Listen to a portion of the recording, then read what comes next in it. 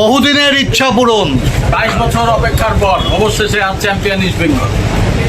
এই আনন্দ আমরা ধূপগুড়ি ইস্টবেঙ্গল ফ্যান ক্লাবের পক্ষ থেকে উদযাপন করছি। ইলিশ ভাতেই ইস্ট বেঙ্গলের জয় উদযাপন, উচ্ছ্বাসে মাতল ধূপগুড়ির লাল হলুদ সমর্থকেরা।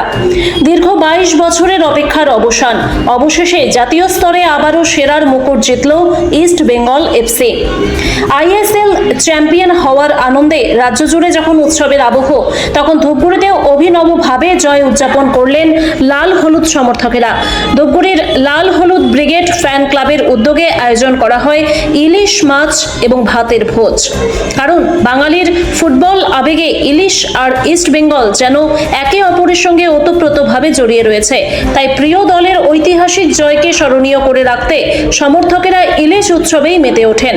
21শে মে বৃহস্পতিবার টানটান উত্তেজনার ফাইনালে ইন্টার কাশিকে 2-1 গোলে হারিয়ে চ্যাম্পিয়ন হয় ইস্ট বেঙ্গল। বহু বছরের অপেক্ষার পর এই সাফল্যে আনন্দে ফেটে পড়েন সমর্থকেরা। সেদিন রাত থেকেই রাজ্যের বিভিন্ন প্রান্তে শুরু হয় উল্লাস। ধূপগুড়ি শহরেও বাজি পটকা ফাটিয়ে লাল হলুদ আবির মেখে আনন্দে মাতেন ফুটবল প্রেমীরা। এরপর সেই আনন্দ আরও এক ধাপ বাড়িয়ে ফ্যান ক্লাবের সদস্যরা একসঙ্গে ইলিশ মাছ ভাত খেয়ে দলের জয় উদযাপন করেন। সমর্থকদের কথায়, এতদিনের অপেক্ষার পর এই ট্রফি আমাদের কাছে আবেগের, তাই উদযাপনও একটু আলাদাভাবেই করা হলো। বাবলুর রহমানের রিপোর্ট, বেঙ্গল টাইমস 24x7। অবশ্য সেরা হওয়ার জন্য লাল হলুদ ব্রিগেড ধূপগুড়ি আজকে আমরা একত্রিত হয়েছি ইলিশ খাবো বলে। ইলিশ উৎসবই একরকম, কারণ বিভিন্নভাবে এই জয়কে উদযাপন করছে ইস্টবেঙ্গল সমর্থকরা।